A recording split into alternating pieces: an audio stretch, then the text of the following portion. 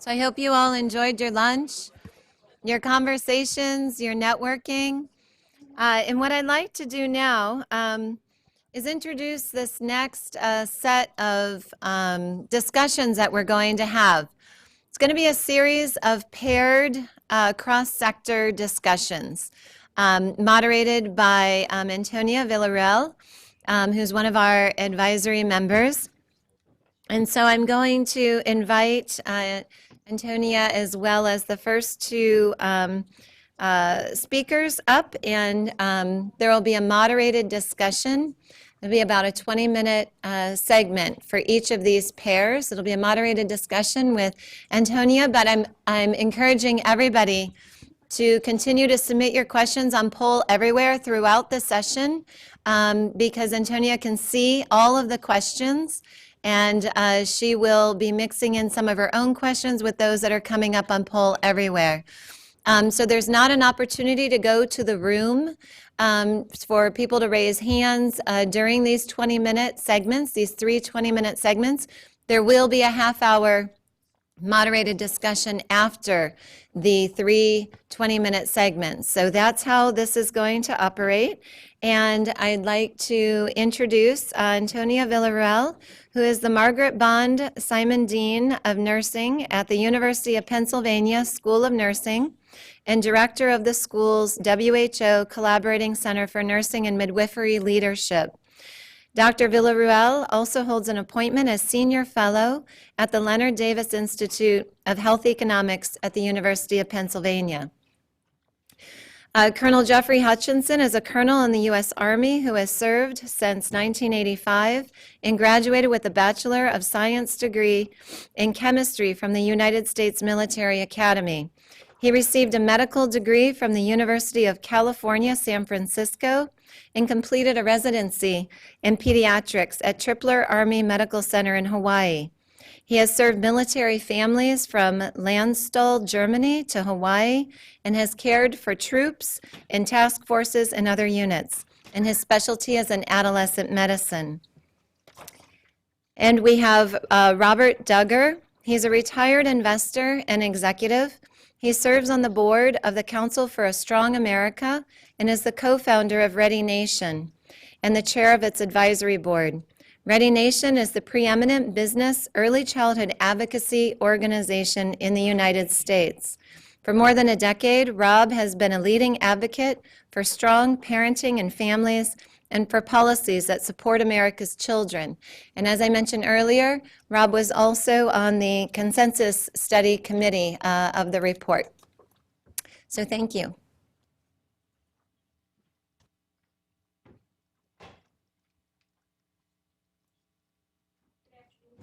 Son? Good afternoon, everyone. It's really a privilege to be here to moderate these discussions. In preparation for the meeting, we had phone conferences, and the conversations on the phone were absolutely robust, so we wanted to be able to can those and to present them here. But I think we've all been stimulated by the discussion and the questions that have come up here. I think all of us are here because we have some investment in moving the needle forward in relation to health equity. I think we're part of the same choir. We may have different voices, and we want to elevate some of the voices that perhaps may not have been evident in the conversations that we had earlier. So we're really looking in these conversations to think about how each of these sectors think about health equity, and to take a look at where there's areas of both synergy and also divergence to be able to help us move forward. So my first question to Jeff, and it was the question I asked you on the phone, is how does the military even think about health equity? Is that a term or a concept that's relevant for your constituency? And do you, in fact, have populations within the military that are experiencing health disparities? So I'd just love to hear about that in the context. Great. It's such a privilege to be here, and I can't tell you how grateful I am that you're considering the military, both culture and climate, as a group that needs the recognition and the inclusion in the health disparities discussion. When I talk about the military, I have to make sure people understand that there are really three different populations that we think about. We think about our active duty personnel, we think about the family members, and a totally different system is the veterans system. So we think about veterans differently too. If you think about active duty, they're not all the same. Someone who is a Air Force pilot is very different than someone who is a Marine infantryman. When you think about family members, my son, who's the son of an Army doctor, has a very different life experience than his friend who is the son of someone who's in special forces or who is a Navy SEAL. And when you talk about veterans, you know someone who is a multiple amputee has a very different expectation and need from the veteran system than someone who did their 20 years without seeing any combat at all. So to go to your question about how do we look at disparities within the military system, if you think about the health disparities, I like to make it even simpler. I like to think that there are resources versus the environment versus the settings. The military is a great example of what you can look at or how you can examine a system where all the resources are equal. But the setting is still different. Whether you live on base, whether you are someone who is just part-time in the military, whether you're retired, all those things affect the different groups. So for our active duty, the people who are at risk, who we think about differently because of readiness, have to do with those who are full-time active duty versus the reservists. We think about people in the military as elite athletes. And like elite athletes, sometimes they don't want to admit their weaknesses. We'll have people who will not say that they're ill, both physically and mentally, and we have to make sure that our systems are in place where we try to capture them. When it comes to family members, we think about the parents who are waiting for their loved ones to return from deployment. That's very different than the families who live off post and have no community support at all. The military community does a lot of things really well, but we still have our weaknesses too. And I think to conclude with the question is that if we look at the military as a system that eliminates some of the economic and physical barriers, we can discover some of the other implicit biases and things that keep health disparities in place. For instance, the infant mortality is significantly different amongst races. The military does improve that some, but there's still a difference. There's some things where health economic or where having access for everyone does make a difference. Dental care, breastfeeding rates, those normalize across groups. But the areas where it doesn't is an area ripe for further exploration as to what we can do in the military. Health equity framework is one that is, is it relevant to the military, or do you, as you're approaching some of these disparities, think about that in that way? It's relevant to the degree that we know that officer and enlisted are not always treated the same. So we look at that. We know that active duty versus reservists have different resources, so we think about that. And ultimately in the military, we think about readiness. So decreasing that disparity so that everyone is ready is the number one priority of the military. And when we're thinking about business and the business community, do business communities think, and again, it's so general, but is there a focus on health equity within businesses when we're thinking about workforce? And if not, then how, then I guess that's the external component, is how is it that businesses think about contributing to the overall health equity, or is that a concept that's valid or not within the business sector? Well, first of all, thanks for moderating. It's great to be on the panel with you. When I was a young Army officer, guys with full bird colonels on their shoulders were people I had a lot of respect for, if not fear. The question is, does the business community have a sense that it has an obligation to support health equity in the United States? And the answer is, it is beginning to. It is beginning to understand that if there isn't health equity, the security, frankly, the national security that businesses in the United States enjoy is going to be under threat and may already be under threat. Here's what I mean. We've had this enormous period of post-war economic success from the 1950s up until basically 5 or 6 years ago.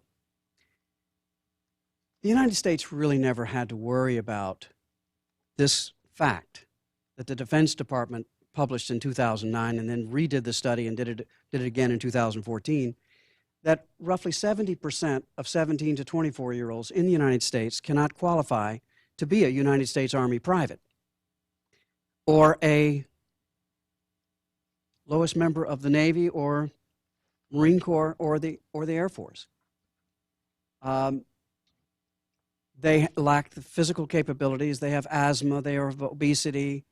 They have persistent drug dependencies. They have a criminal record, or they haven't finished high school. They're just not really educated. Well, as we know, these kinds of conditions are sort of normally distributed in this society. So we'd expect always 30 to maybe 40% will never actually be able to qualify to be a United States Army private in a world in which the military now is actually a fairly technical occupation, even for an infantryman. It's complex. You have to know how complex weapons work, communications work, even if you're a private. These people also can't get a job in the mainstream. These folks that are down here at this end of the distribution, gardeners or that sort of thing, but they can't be in the military. That means, for the most part, they can't work in jobs that have similar kinds of requirement, which is, frankly, most of the jobs of economic importance in the United States. We're at 70%. We should be at a situation in which only 30 to 40% of American young adults cannot qualify to be a United States Army private. Now, why does this matter? As a rights issue. And this was something we wrestled with in the committee. And by the way, I walked in here after having some eye treatment this morning, and I really couldn't see much. But I recognized Jennifer Cuellar, thank you, was really a superb leader on the committee, and there's some others I'm more or less recognizing, and so I say hello to you. The committee wrestled with this question of what is it that we're actually talking about? And I think Jim earlier today mentioned the issue of the 70% who can't qualify to serve. This is a rights issue because the highest purpose of a society is to defend itself. To defend itself. And if we are raising kids in a way in which 70% of them can't participate in the highest purpose of society, then something is very wrong. Unless you assume that there's no need for the defense, and you actually don't need to do this. You don't need to do it. In which case, you have become a society in which an elite is sort of saying, we don't need these people. We don't have to worry about educating them adequately. We don't have to worry about their health. We don't have to worry about whether they're drug addicted. In fact, we can sell drugs into their populations and just extract the cash from it and use that cash doing something else. This is Purdue Pharma and OxyContin. I mean, that's the business mentality. That's a very rare example. I've used Purdue Pharma as a very rare example of a company that literally is utterly unconcerned with the question of health equity. Many others are concerned. Many others we have 1,500 business members who are concerned about this question as members of ReadyNation, who are very concerned about whether or not we have a society in which we are at 70% who can't qualify to be a United States Army private, or only 30 to 40%. So the rights issue is, can a young person participate in the most important purpose of society? They have a right to be able to do this. Now, I may be going on. You should tell me if I should stop now. Okay, I'll stop now. We'll continue it a little later. Because the question really is, and you've certainly identified the problem, and I would say that that's common among, all the sectors that we're here, from the education, from the military, from the business, and that is preparing youth to be successful members of society. But the question is what is business willing to do, able to do, or how do we frame it in such a way that they see themselves as, you said it, they're just getting into it. What are ways that can happen? And again, from the military perspective, how do you all think about, preparation of youth for military service? So if you can keep your answer brief, then. Okay. The American business community, I would say, is only now becoming aware that they have this issue. We have 1,500 in ReadyNation who are aware, and we have more and more business people who are aware. But the fact that every business actually has an obligation to assist the society in preserving itself, that this is an obligation of citizenship, and the Supreme Court just gave them citizenship.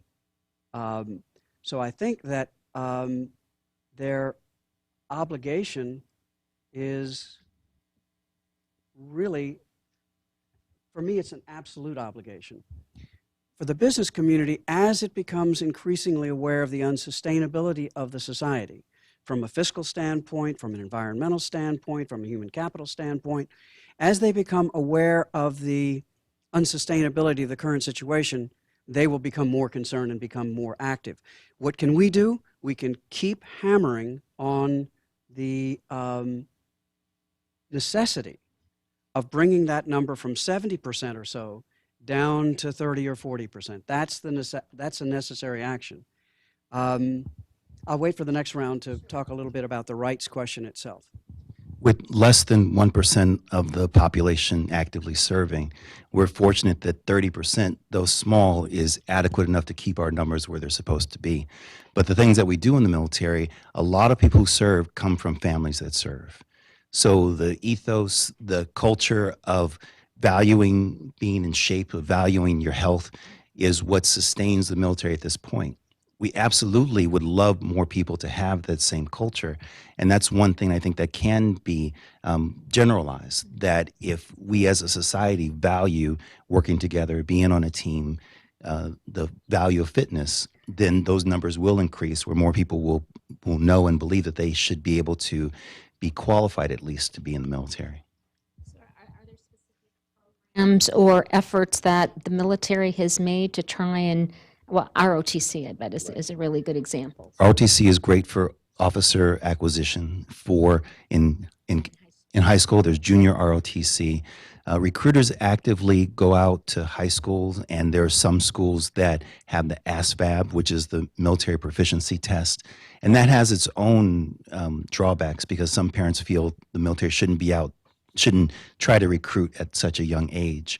But those are programs that are available. Recruiters are out there trying to bring people into the military system. Exemplars within the business community that have been working actively in working towards health equity, and what's been the successes of their efforts? What's made them successful?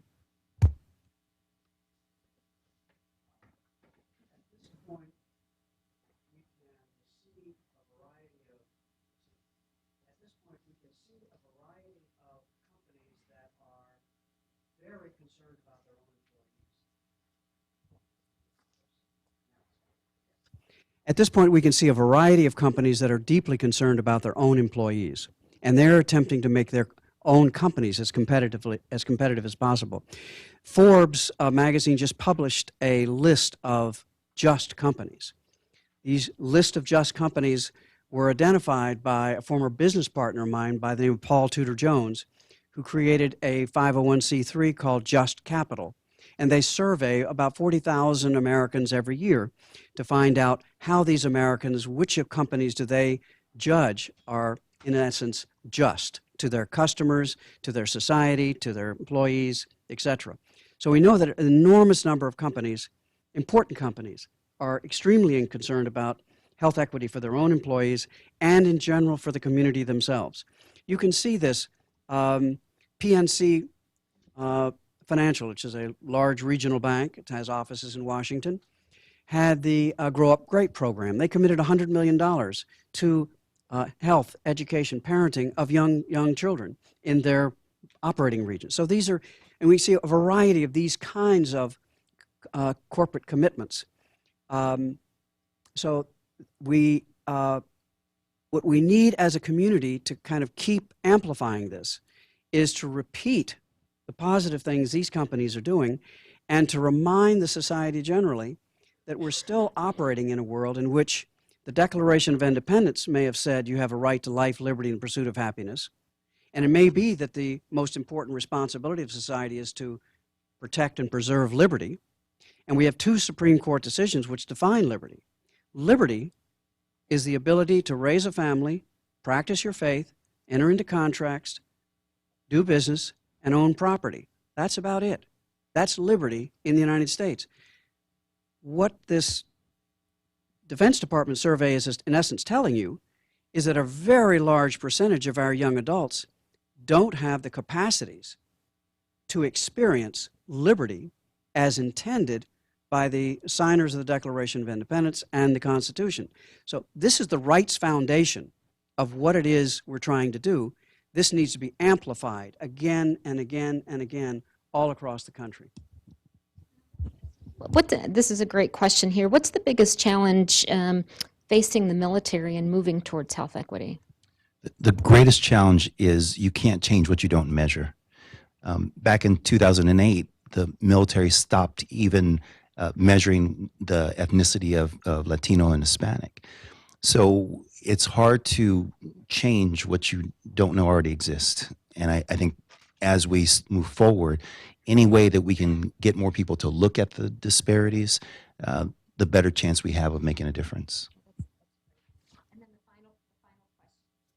1 minute, 2 minutes, is what's the greatest vulnerability for a CEO in terms of moving towards health equity?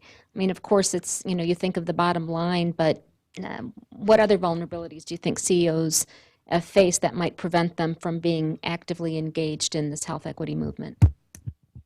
Well, the most serious and continuing vulnerability is that the society and the corporate sector and the investment sector is still enormously short-sighted. I have a feeling, however, that's going to change very substantially. We're going to have a lot of information about the environment, health conditions, and our fiscal conditions. And that's going to cause people to start thinking long-term.